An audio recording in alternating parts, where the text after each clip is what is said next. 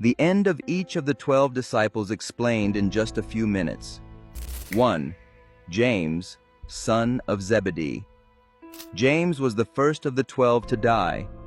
He is one of the rare cases where the Bible records the execution of an apostle with the name, the method, and the ruler responsible. It was around the year AD 44, during the reign of Herod Agrippa I, grandson of the same Herod connected to the massacre in Bethlehem decades earlier. Agrippa was actively persecuting the leaders of the Christian movement in Jerusalem. Arresting them pleased the religious leaders. Killing them pleased them even more. So he ordered James to be killed with the sword, something directly recorded in Acts 12:2. It is a short verse, almost cold in its simplicity. No long speech, no dramatic scene, just the fact. But church history preserves an additional detail. Eusebius of Caesarea says that the soldier who led James to execution was so moved by the apostle's courage that he openly declared himself a Christian and was executed alongside him. The first martyr among the 12 did not die alone. 2. Peter. Peter was the best known of the apostles. He was loud, impulsive, visible in both his failures and his faith. He denied Jesus 3 times in one night, yet Jesus still chose him as a foundational figure in the early church. His death was foretold before it happened. In John 21:18-19, Jesus told Peter that when he grew old, others would stretch out his hands and lead him where he did not want to go. John then explains that Jesus was indicating the kind of death Peter would suffer. That prophecy was fulfilled in Rome during the persecution of Nero around AD 64. Peter was arrested and condemned to crucifixion. According to Origen, later quoted by Eusebius, Peter requested to be crucified upside down because he did not consider himself worthy to die in the same position as Jesus. Tradition also says that when the persecution intensified, Peter briefly tried to leave Rome. On the way out, he saw a vision of Jesus walking back into the city. Peter asked, "Lord, where are you going?" The answer implied that Christ was going to be crucified again. Peter understood, turned around, and went back to face his death. 3. Andrew. Andrew was Peter's brother, and according to John chapter 1, he was the one who first brought Peter to Jesus. Yet he remained in the shadow of his more famous brother for much of the biblical narrative. Andrew's death is traditionally placed in Patras, in Greece, around AD 60. He was crucified, but according to early tradition, not on a standard cross. He was bound to an X-shaped cross, later known as St. Andrew's Cross. That image would become so famous that it remains associated with the flag of Scotland to this day. Historical accounts suggest Andrew did not die quickly. He reportedly remained on the cross for 2 days, still speaking and preaching to those who passed by. The Roman governor who ordered the execution is said to have tried to release him under pressure from the crowd, but Andrew refused rescue. He stayed where he was and finished his course there. 4. Philip. Philip was one of the first men called by Jesus, as recorded in John chapter 1. He came from Bethsaida, the same town as Peter and Andrew. Like Andrew, Philip is one of those apostles people recognize by name, but often know very little about. Tradition places his death in Hierapolis, in the region of modern-day Turkey, where he had preached for years before being arrested. Sources differ on the exact method of his execution. Some say he was crucified, others say he was hanged. But the tradition is consistent that he died there around AD 80.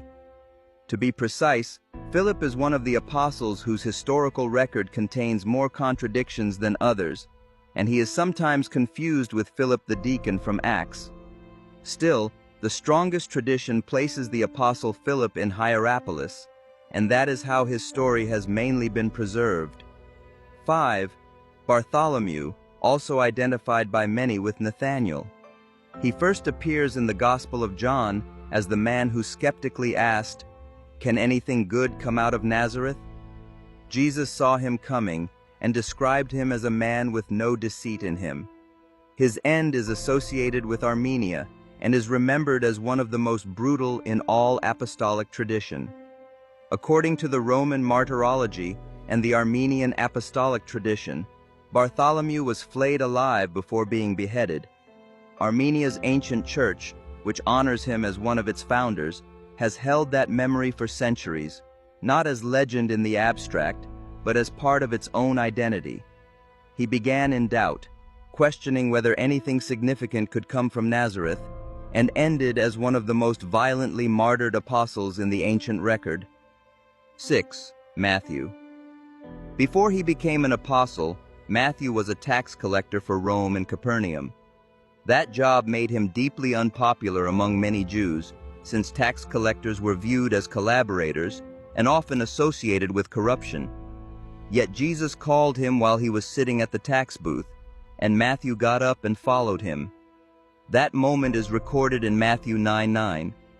Matthew later became the author traditionally associated with the first gospel, the book that opens the New Testament. As for his death, the historical tradition is less certain about location, with Ethiopia and Persia both appearing in different sources. But the broad tradition agrees that he was martyred, likely by the sword. There is no dominant tradition claiming that Matthew died peacefully of old age. The man who carefully recorded the life of Jesus left comparatively little detail about his own final moments. 7. Thomas. Thomas died in Mylapore, near present-day Chennai in India, around AD 72. Tradition says he was pierced with spears while praying on a hill outside the city. He is remembered in the Gospels as the disciple who doubted and asked to see the wounds of the risen Christ before believing. But that same man, according to ancient tradition, traveled farther than any of the 12. While Peter went west to Rome and Andrew to Greece, Thomas went east, establishing Christian communities in India that trace their origins back nearly 2,000 years. When Portuguese missionaries later arrived in India, they found long-established Christian communities already claiming descent from Thomas's preaching. The apostle, remembered for doubt, ended up carrying the message of Christ farther than almost any other. 8. James, the son of Alphaeus. There is more than one James among the apostles, which often causes confusion. This James is distinct from James the son of Zebedee. He is often called James the Less. Tradition presents him as a leader in Jerusalem, in the very city where Jesus had been crucified. That position was both visible and dangerous. Around AD 62, he was reportedly taken to the top of the temple and thrown down. He survived the fall, then was stoned, and finally struck to death with a club used by a fuller. What makes his case particularly important is that we do not rely only on Christian sources. The Jewish historian Josephus, who was not a Christian, also records the death of James in Antiquities of the Jews, describing him as the brother of Jesus, who was called Christ, and stating that he was condemned and stoned. That matters, because it means an external first-century witness confirms the death of one of Jesus' followers. 9. Simon the Zealot. His name carries his background. The Zealots were associated with a radical movement that opposed Roman rule, sometimes violently. Jesus chose a man from that world and placed him alongside Matthew, a former tax collector for Rome. That alone says something about the strange unity of the apostolic circle. Tradition says Simon later went to Persia and was martyred there, possibly alongside Jude. The Roman martyrology describes his death as being sawn in half, one of the most severe images in the entire list. Yet despite the dramatic tradition of his death, Simon remains one of the least documented apostles in terms of life details. Beyond his name and title, the New Testament says very little about him. 10. Jude Thaddeus. This is not Judas Iscariot. Jude Thaddeus appears in the apostolic lists and is also associated with the question in John 14 about why Jesus would reveal himself to the disciples and not to the world. Tradition places him in Persia working together with Simon. The two are often remembered as being martyred in the same place and around the same time. Sources vary on the method of Jude's execution, describing either arrows or an axe. Armenian Christian tradition also honors him as one of the early founders of the faith in that region. His story, like Simon's, survives more in tradition than in detailed historical biography. 11. John the son of Zebedee. John was the brother of James and one of the closest disciples to Jesus. He was the one who remained at the foot of the cross while the others fled, and Jesus entrusted his mother to John's care there.